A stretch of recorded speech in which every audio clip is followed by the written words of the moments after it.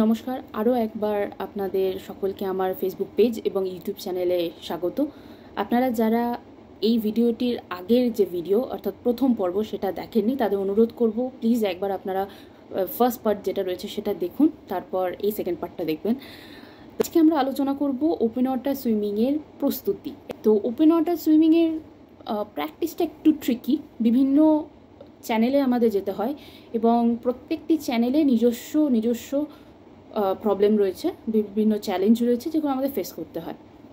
যেমন ইংলিশ চ্যানেলের জন্য, যেহেতু ওখানে প্রচণ্ড ঠান্ডা, তো সেই ঠান্ডার জন্য আমি শীতকালে প্র্যাকটিস করতাম, রাত্রেবেলা প্র্যাকটিস করেছি এবং বডিতে ফ্যাট বাড়িয়েছিলাম। ক্যাটালিনা চ্যানেলের জন্যও তার প্রিপারেশন অন্যরকম ছিল। মলকাই চ্যানেল যেহেতু কিছুটা গরমের জায়গা, ট্রপিক্যাল এরিয়া, সেই কারণে বডি ফ্যাট পার্সেন্টেজ নামিয়ে দিতে হয়েছিল, মাসেল ইনক্রিজ করেছিলাম। এবং বিভিন্ন চ্যানেলের বিভিন্ন ডিস্টেন্স রয়েছে, যেমন মলকাই চ্যানেল সপ্তসিন্ধু দীর্ঘতম, তাই মলকাই চ্যানেলের জন্য আমি 15 ঘন্টা সারা রাত প্র্যাকটিস করেছিলাম। কুক স্ট্রেট এবং নর্থ চ্যানেল দুটি চ্যানেলই প্রচণ্ড ঠান্ডার, এবং সেই কারণে আমাদের বাংলাতে যে শীতকালে যেটুকু ঠান্ডা আমিও পেয়েছি সেই ঠান্ডাটাকে কাজে লাগানোর চেষ্টা করেছিলাম। সকালবেলা শীতকালে চারিদিক কুয়াশা, হয়তো কেউ ঘুম থেকেই ওঠেনি, তখন আমি এবং আমার বাবা গঙ্গা পার করে গঙ্গাতে নেমে পড়েছি, ঘন্টার পর ঘন্টা সময় দিয়েছি গঙ্গায়। নর্থ চ্যানেল যেহেতু প্রচণ্ড ঠান্ডা, তার জন্য আইস বাথ আমি নিয়েছিলাম।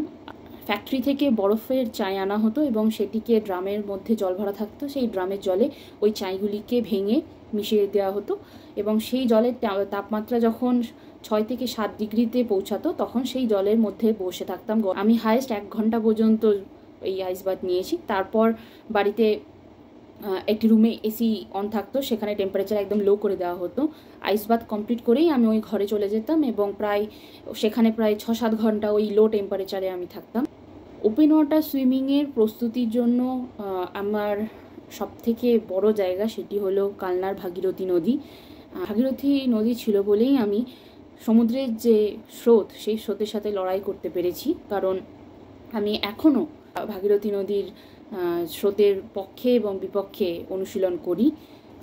এছাড়া জগদীকনগরের স্পোর্টস ভিলেজে নর্থ চ্যানেলের প্রস্তুতি হিসাবে আমি 2 দিন সেখানে গিয়েছিলাম শর্ট প্র্যাকটিসের জন্য। ওপেন ওয়াটার সুইমিংয়ে যেমন এন্ডুরেন্সের প্রয়োজন, যেমন পাওয়ারের প্রয়োজন, সেরকমই আমাদের ফ্রিকোয়েন্সিরও প্রয়োজন। আমাদের একটা রিদিমে সুইম করতে হয়, কারণ কিছুটা এনার্জি আমাদের স্টোর করে চলতে হয়। স্রোতের কারণে আমরা কত কিলোমিটার সাঁতার কাটতে আমাদের হবে, সেই কারণে আমরা একটা লিমিটেড স্পিডে সাঁতারটা কাটি এবং আমি মূলত ঘন্টায় 3 কিলোমিটার সাঁতার কাটি, সেই হিসাব নিয়েই এগোতে হয়। কিন্তু কিছু কিছু ক্ষেত্রে এমন একটা পজিশন আমরা পড়ে যাই যে আমরা ফিনিশিং পয়েন্টে খুব কাছে চলে এসেছি কিন্তু কিছুতেই সামনে এগোতে পারছি না। তার কারণ হলো আমরা উল্টো স্রোতে পড়ে যাই। তো সেই সময় সেই স্রোতটার মোকাবিলা করার জন্য আমাদের স্প্রিন্ট করতে হয়। স্প্রিন্ট মিনস প্রচুর স্পিডে সাঁতার করা, এবং সেটা করতে খুব পাওয়ার লাগে, প্রচুর এন্ডুরেন্স লাগে এবং আমাদের প্রায় এক সময় হয়ে যায়। আমি যেমন এবারেই নর্থ চ্যানেলে 10 ঘন্টা সাঁতার কাটা হয়ে গেছে, সারা শরীর অবশ হয়ে গেছিলো, কিন্তু 10 ঘন্টা সাঁতার কাটা হয়ে যাওয়ার পরেও আমাকে, যেহেতু উল্টো স্রোতে আমি পড়ে গিয়েছিলাম, তাই আমাকে স্প্রিন্ট করতে হয়েছিল। না হলে সমুদ্রের যে স্রোত সে আমাকে ঠেলে অনেক দূর নিয়ে যেত, আমি কিছুতেই ফিনিশিং পয়েন্টে পৌঁছাতে পারতাম না। তো এই যে স্রোতের মধ্যে পড়ে যে স্প্রিন্ট, সেই স্প্রিন্ট প্র্যাকটিসটা আমাদের কখনো কখনো সুইমিং পুলে করতে হয়।